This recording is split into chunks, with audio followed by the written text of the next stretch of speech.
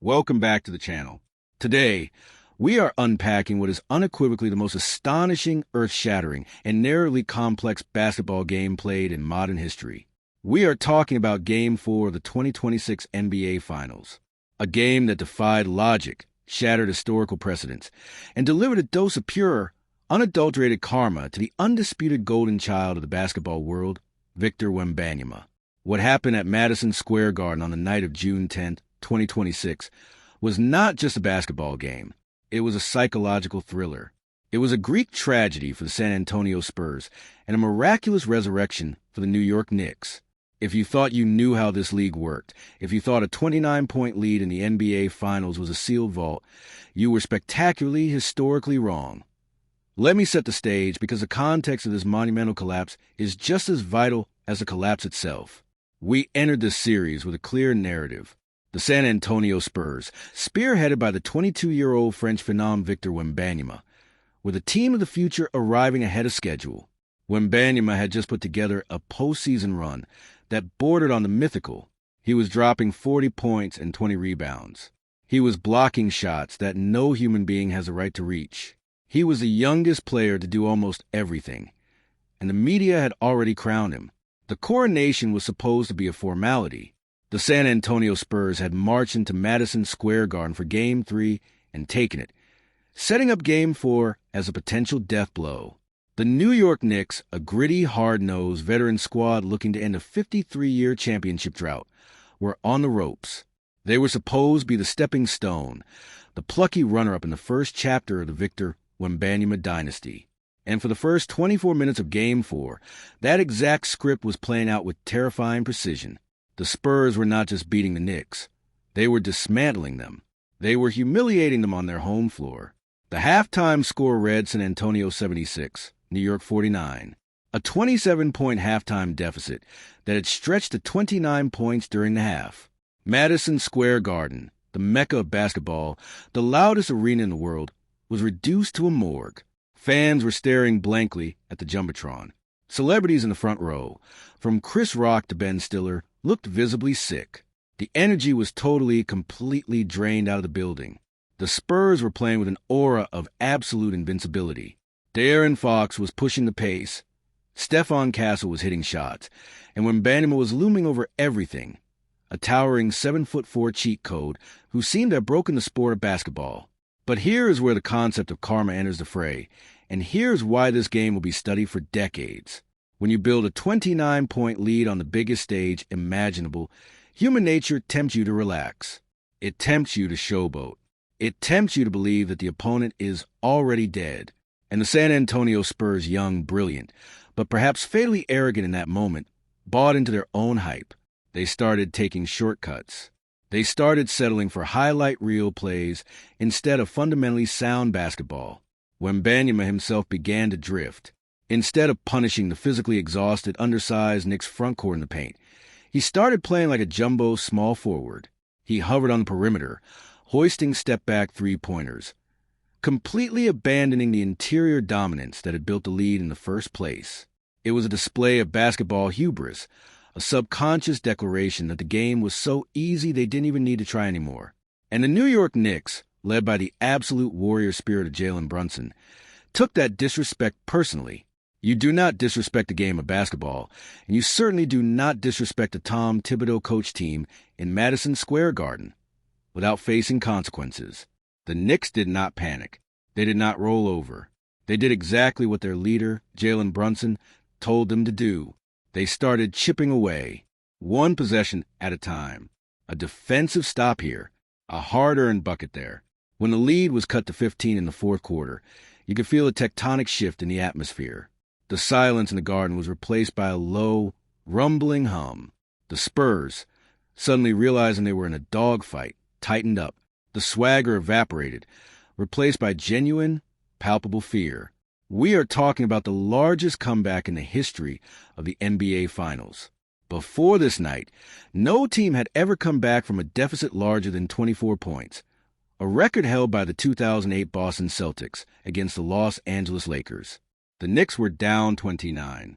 The statistical probability of a victory at that point was infinitesimal. It requires a perfect storm of relentless execution by the trailing team and a total, systemic collapse by the leading team. And that is exactly what we witnessed. Jalen Brunson put the city on his back, scoring 36 points and willing his team through the fire. OG Anunoby, matching him step for step, dropped 33 points, shooting the absolute lights out from beyond the arc. And through it all, Victor Wembanyama, the supposed king-in-waiting, was completely neutralized, shooting a miserable 9 for 25 from the field. This game was not just a momentum swing. It was an identity crisis for San Antonio. It was a universe punishing a team that thought they could skip the hardest steps of winning a championship. It was karma delivered in the most agonizing way possible. The mother of all comebacks culminated in a sequence that will be immortalized in basketball lore. With 1.2 seconds remaining, down by 1 point, Jalen Brunson missed a desperation shot.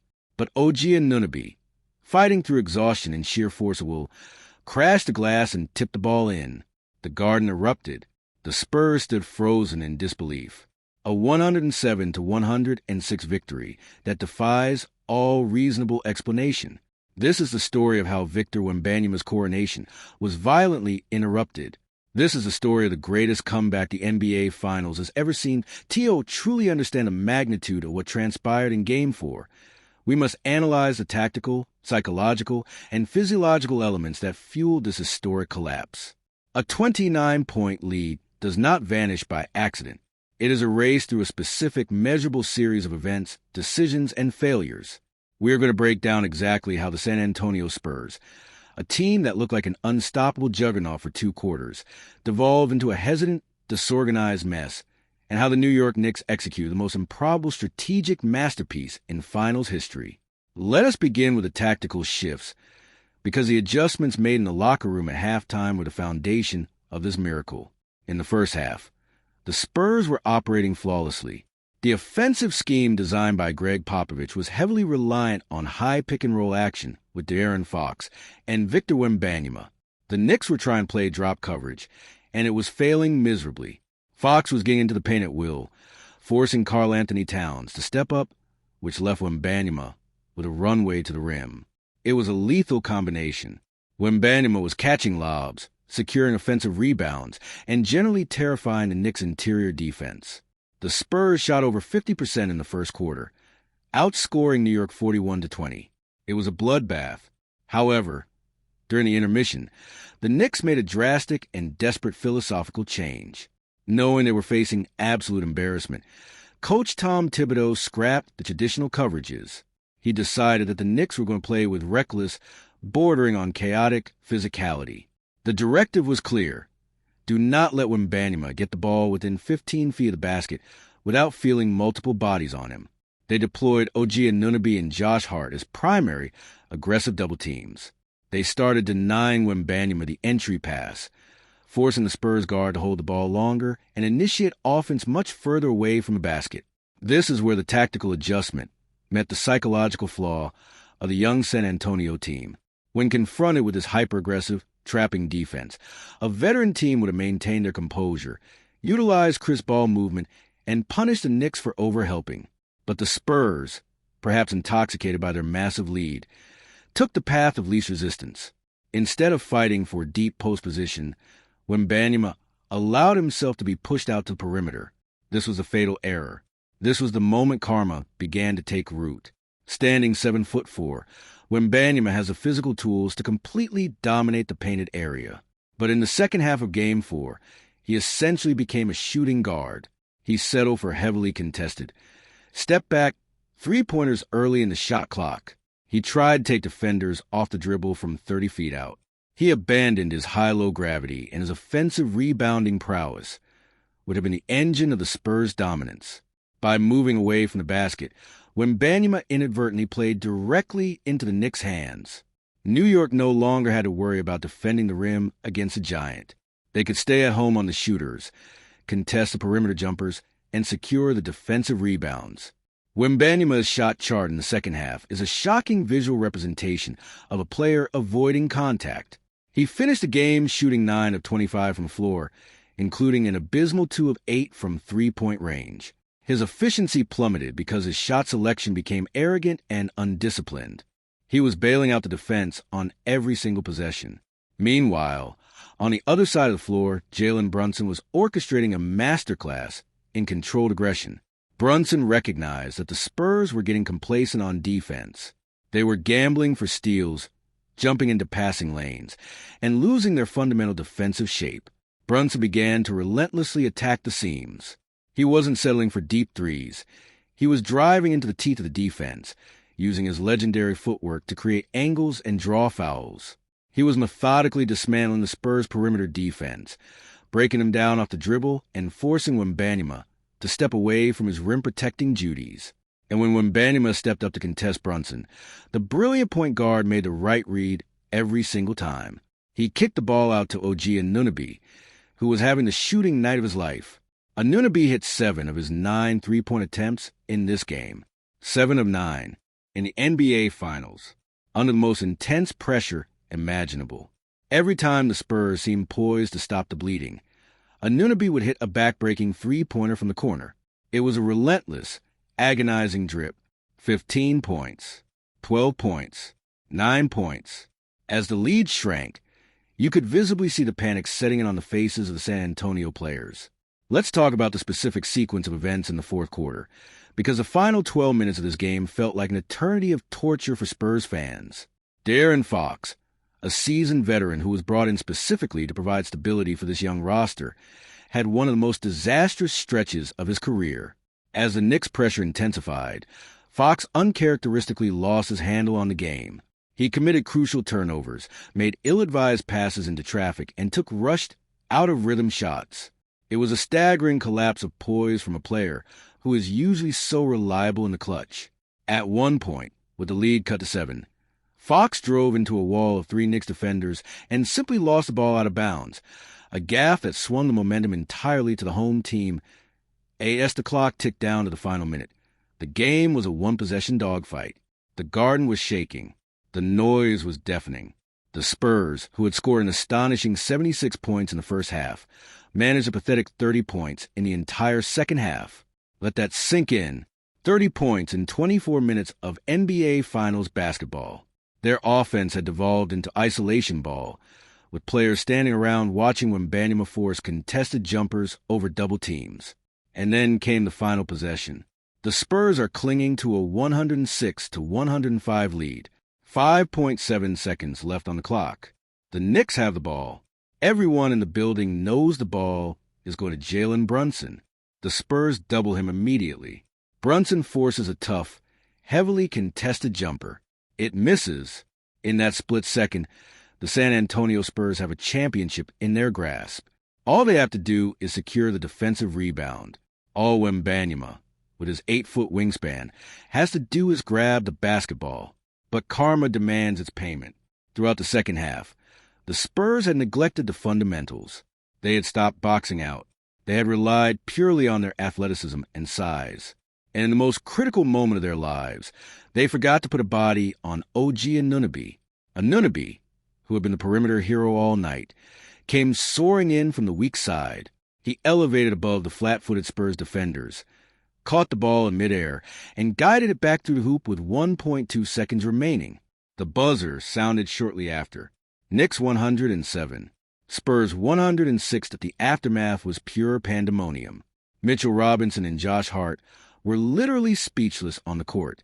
Jalen Brunson, the architect of the miracle, stood stoic, shaking his head in disbelief when asked how they did it.